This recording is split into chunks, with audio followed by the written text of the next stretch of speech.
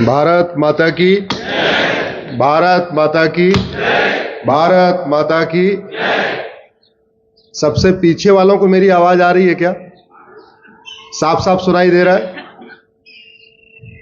बहुत बहुत धन्यवाद।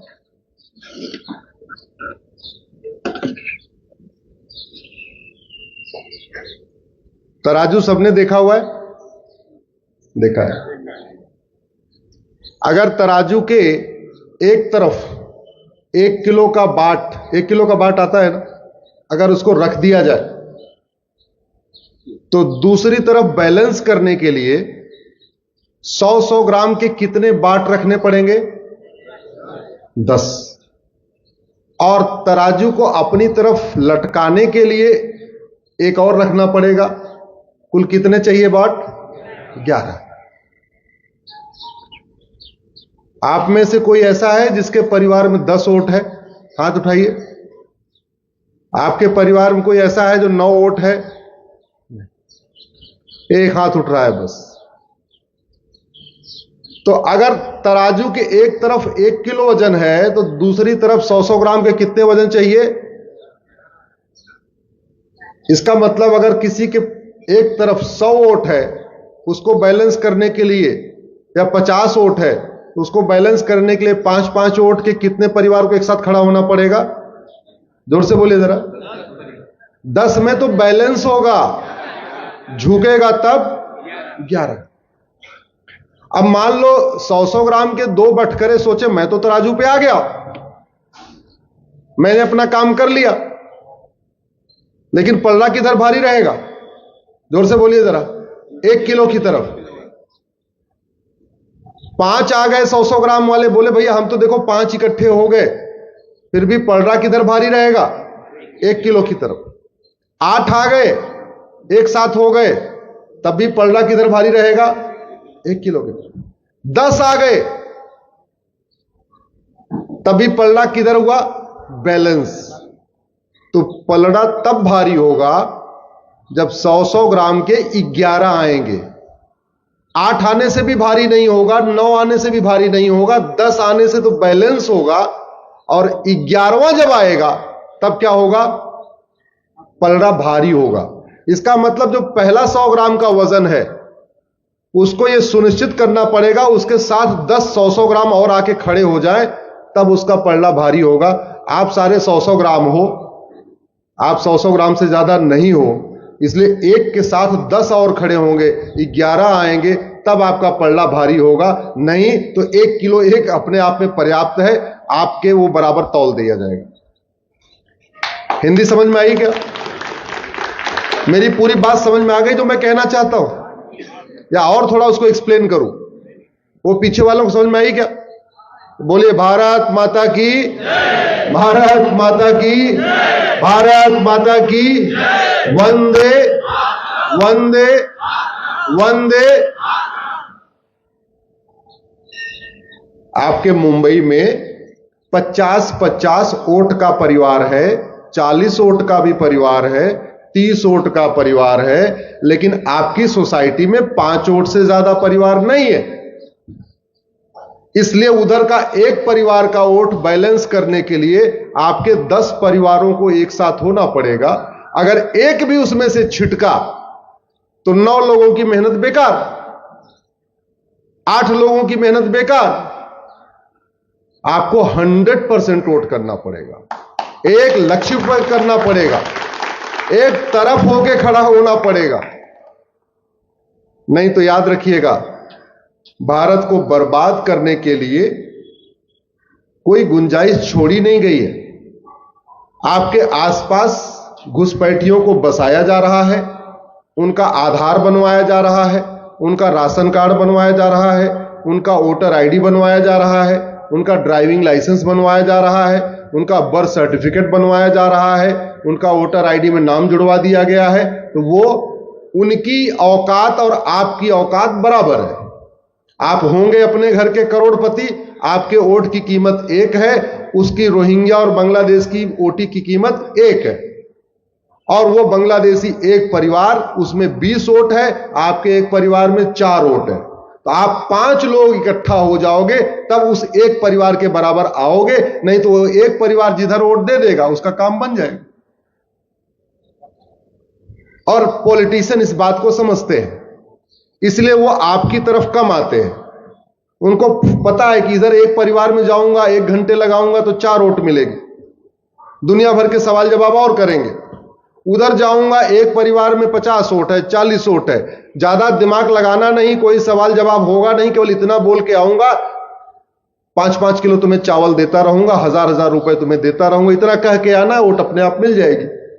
तो माथा पच्ची किधर करना, इधर करना उधर करना, किधर करना? तो आप लोगों का राजनीतिक रूप से इसलिए कोई वही नहीं, कोई कीमत ही नहीं। अच्छा, दूसरा ये भी जानते, ये सारे एक साथ हो नहीं सकते। पॉलिटिशियन को पता है ये भाषा के आधार पे लड़ेंगे, ये मराठी और तमिलियन आपस में लड़ेंगे, ये बिहारी और बंगाली आपस में लड़ेंगे, ये हिंदी और मल्लू आपस में लड़ेंगे। बोले लड़ेंगे तो इधर क्यों जाना, जो नहीं लड़ता उधर चलो। एक घर में 50 वोट है, ज्यादा कोई समझाना नहीं, 5-5 किलो चावल की बात करना, 1000-1000 रुपए की बात करना, काम हो गया। कोई सवाल जवाब वो करने वाले नहीं, उनको पता ही आपस में लड़ेंगे। वो कोई पवार बना हुआ है, कोई पाटिल बना हुआ है, कोई देशमुख बना हुआ है, कोई हेगड़े बना हुआ है, कोई उपाध्याय बना हुआ है, कोई यादव बना हुआ है, भगवान जाने क्या क्या बने हुए। उनको यह भी पता है, इनको अपनी जड़ें नहीं पता। हम लोगों के जो संस्कार होते हैं उसमें, आइए सरदार जी बैठिए, प्रणाम आपको करता हूं। आपको इसलिए प्रणाम करता हूं कि अगर गुरु गोविंद सिंह जी नहीं होते, छत्रपति शिवाजी महाराज नहीं होते, तो मेरा नाम अश्विनी कुमार नहीं होता और मेरे हाथों में यह रक्षा नहीं होती। आज हम सारे ये जो बने हुए हैं ना, अगड़े पिछड़े ब्राह्मण क्षत्रिय वैश्य दलित जो बने हुए हैं, आज हम जो बने हुए हैं, तमिलियम ये वो मराठी, याद रखिएगा इसलिए बने हुए हैं क्योंकि एक तरफ पंजाब में गुरु तेग बहादुर ने, गुरु गोविंद सिंह ने, उनके साहिबजादों ने युद्ध शुरू किया, दूसरी तरफ छत्रपति शिवाजी महाराज और संभाजी महाराज ने युद्ध शुरू किया। आज हम ब्राह्मण क्षत्रिय वैश्य दलित उन्हीं के कारण है, आज हमारा नाम उनके कारण है, नहीं तो ना हमारा नाम होता, ना हमारा निशान होता, ना हमारी पहचान होता, ना हमारी संस्कृति होती, ना हमारा त्योहार होता, सब कुछ बदल गया होता। अगर गुरु गोविंद सिंह जी नहीं महाराज नहीं होते, छत्रपति शिवाजी महाराज नहीं होते, आपके मांग में सिंदूर नहीं होता, आपके गले में मंगलसूत्र नहीं होता, आपके शरीर पे जनेऊ नहीं होता, आपके माथे पे तिलक नहीं होता। तो ये जो तिलक उलक लगा के बैठे हुए हैं, इसके लिए अभिमान मत करिएगा। जब भी कोई त्योहार मनाइए, 2 महापुरुषों को याद करिए, गुरु गोविंद सिंह जी को याद करिए और छत्रपति शिवाजी महाराज को याद करिए। जब भी कोई घमंड आए, मैं ब्राह्मण हूं, मैं मराठा हूं, मैं फलाने हूं, मैं ठिकाना हूं, याद रखिए कि जो कुछ है किसके कारण है, 2 महापुरुषों के कारण, गुरु गोविंद सिंह जी महाराज के कारण, छत्रपति शिवाजी महाराज के कारण। और जानते हैं उत्तर दक्षिण के कल्चर में डिफरेंस कैसे आया?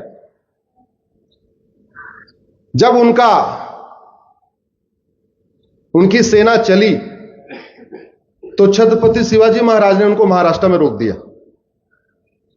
सनातन को बचाने की 2 सबसे बड़ी लड़ाइयां जो हुई हैं, एक पंजाब में हुई, एक महाराष्ट्र में हुई। और पंजाब हमारा 25% कन्वर्ट हो चुका है। कैसे कन्वर्ट हुआ? स्कूल कॉलेज में फ्री में ड्रग बांटा, और जब हमारे युवा पीढ़ी ड्रग एडिक्ट हो गई, नशेड़ी हो गई, उसको कन्वर्ट कर लिया। वो दूसरा एक्सपेरिमेंट आपके महाराष्ट्र में कर रहे हैं। खूब इस समय नशा बांटा जा रहा है, स्कूलों में नशा पहुंचाया जा रहा है, हमारे बच्चों को नशेड़ी बनाया जा रहा है। और घर में 1 ही 2 बेटे हैं, 2 से ज्यादा तो आजकल होते ही नहीं है। अब 2 में से अगर 1 नशेड़ी हो गया, समझो आपके 50% आपका मामला, आपकी ताकत खत्म हो गई। बड़े प्लान्ड वे में भारत की डेमोग्राफी बदली जा रही है। अगर आपके दिमाग में है कुछ बात है कि हस्ती मिटती नहीं हमारी, ऐसा लोग बोलते रहते हैं ना, खासतौर पर जो कविता पाठ करते हैं वो जरूर बोलते हैं, कुछ बात है कि हस्ती मिटती नहीं हमारी। हमारी हस्ती भी मिट रही है, हमारी बस्ती भी मिट रही है। दुर्योधन का ननिहाल गंधार, जहां से माता गांधारी आई थी, वहां से हस्ती भी मिट गई, वहां से बस्ती भी मिट गई, और अब उसको अफगानिस्तान कहते हैं। राजा भरत का ननिहाल, जहां से माता कैकेयी आई थी, वो कैके अब पाकिस्तान कहलाता है। अब वहां पे राजा भरत को मानने वाले, राजा राम महाराज भगवान राम को मानने वाले नहीं बचे हैं। वहां से हस्ती भी मिट गई और वहां से बस्ती भी मिट गई। ढाका, चटगांव 100% हिंदू हुआ करते थे, अब वो बांग्लादेश बन गया है। पिछले 3 महीने में क्या हो रहा है, हो सकता है आपके व्हाट्सएप पे वीडियो आया होगा, हो सकता है आपने टीवी में देखा होगा। हस्ती भी मिट रही है और बस्ती भी मिट रही है। एक हिंदू राज्य हुआ करता था, वो हमारे विजयनगरम साम्राज्य का हिस्सा हुआ करता था। ये तमिलनाडु वो वाला एरिया विजयनगरम कहलाता था। उसका नाम था मल्लदीप। वो मल्लदीप जहां राजा राज चोल राज किया करते थे, उस मल्लदीप को आज की डेट में मालदीव कहते हैं। और उस मालदीप में हस्ती भी मिट गई और बस्ती भी मिट गई। भारत में 28 राज्य हैं, 8 केंद्र शासित प्रदेश हैं, टोटल हो गए 36। 36 में से 9 राज्यों में हस्ती भी मिट गई है, बस्ती भी मिट गई। कश्मीर से हस्ती बस्ती मिट गई, लद्दाख से हस्ती बस्ती मिट गई, लक्षद्वीप से हस्ती बस्ती मिट गई, अरुणाचल से हस्ती बस्ती मिट गई, मेघालय से हस्ती बस्ती मिट गई, नागालैंड से हस्ती बस्ती मिट गई है, मणिपुर से हस्ती बस्ती मिट रही है। ऐसे 9 राज्यों से हस्ती भी मिटी और बस्ती भी मिटी। और जब हस्ती और बस्ती मिटती है तो केवल हिंदू की नहीं मिटती है, हिंदू, जैन, बौद्ध, सिख चारों की मिटती है, ब्राह्मण, क्षत्रिय, वैश्य, दलित सबकी मिटती है।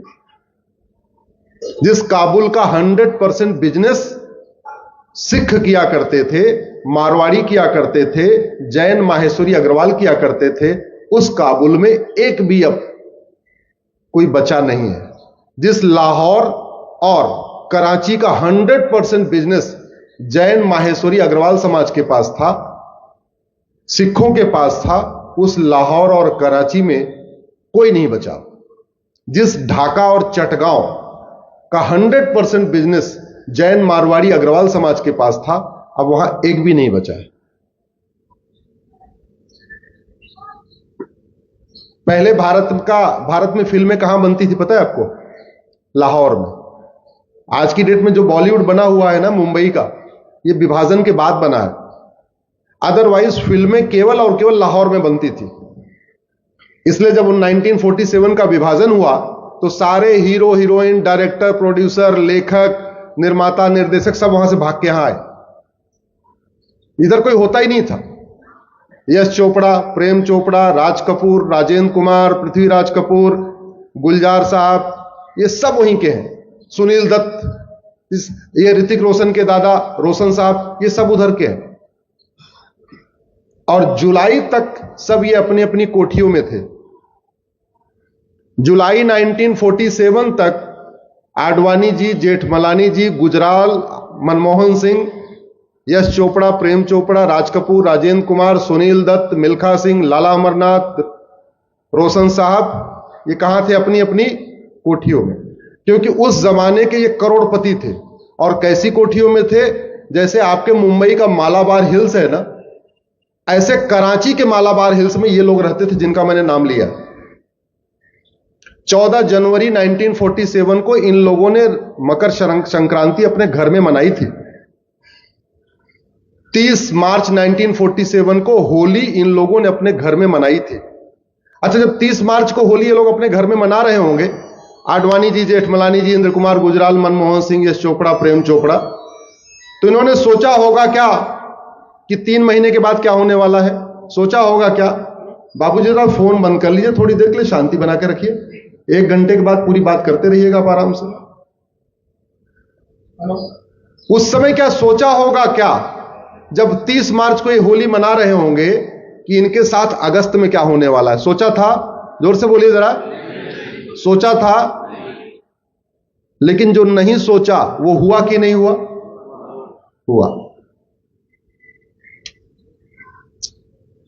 उसके बाद इन्होंने जगन्नाथ यात्रा बनाई और 3 जुलाई 1947 को गुरु पूर्णिमा सबने अपने अपने घर में मनाई। 31 अगस्त 1947 को रक्षाबंधन था। जुलाई में सब अपनी अपनी कोठियों में थे। और जितने मैंने नाम लिए हैं, कोई करोड़पति था, कोई उस जमाने का लखपति था। लेकिन 31 अगस्त 1947 को ये लाहौर कराची में अपना मकान दुकान खेत खलिहान छोड़ के भागे और 31 अगस्त को रक्षाबंधन के दिन ये दिल्ली की झुग्गियों में पहुंच गए थे।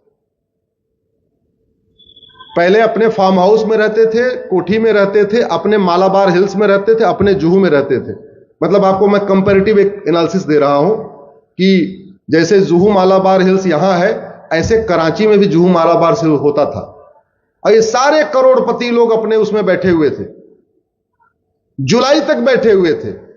और अगस्त में आए ट्रेन में भर के, कोई पैजामा पहन के आया, कोई लुंगी पहन के आया, कोई एक कपड़ा लेके भाग पाया, कोई बिना कपड़े के भागा, जो पहना था बस वही पहन के भागा।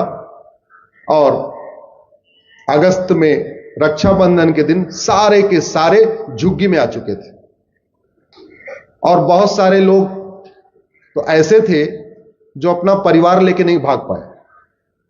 मैं ऐसे भी बहुत सारे लोगों को जानता हूं, बड़े नाम है आज की डेट में। वो आज की डेट में वो 5-5 हजार करोड़ के मालिक हैं। उसमें से 1-2 लोग तो अपनी पत्नी को लेकर नहीं भाग पाए, उसमें 1-2 लोग अपनी बहन को लेकर नहीं भाग पाए, 1-2 लोग अपनी मां को लेकर नहीं भाग पाए। आप कल्पना करिए हुआ ऐसा क्या होगा कि लोग अपना परिवार भी लेकर नहीं, सामान मान तो छोड़ो, परिवार भी लेकर नहीं भाग पाए। और यह हुआ किस लिए था? एक सोच के कारण। सोच क्या थी? मैं पाक हूं, तुम नापाक हो, और हम पाक हैं, तुम नापाक हो, इसलिए पाक नापाक एक साथ नहीं रह सकते हैं, इसलिए हम पाक स्थान बनाएंगे।